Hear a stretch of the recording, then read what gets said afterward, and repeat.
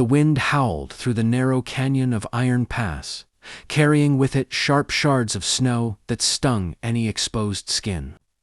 Sheriff Arthur Kane tightened his coat around him as he spurred his horse along the treacherous trail. He had been tracking a band of outlaws for days, but the sudden blizzard had forced him to slow his pace. Visibility dropped to nearly nothing, and every ridge and rock looked identical. Arthur was a man of routine and duty, his stoic expression rarely cracking. He had long accepted that the West demanded discipline and resolve, and he wore his badge as both armor and responsibility. But even he had to admit that this storm was relentless. As he rounded a bend, a flash of color caught his eye red against the endless white. Diana Mallory, heiress to a sprawling ranch outside of Iron Pass, was struggling to keep her horse upright.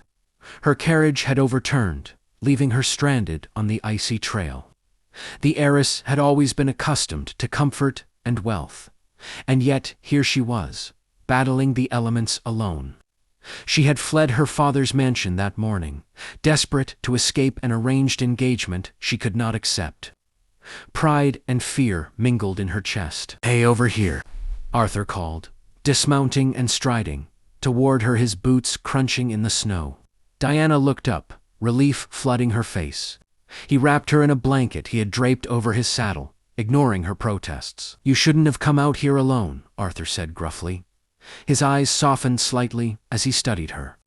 She was young, scared, and entirely out of her depth in the unforgiving terrain. "I had no choice," Diana replied, shivering. "I had to get away from everything."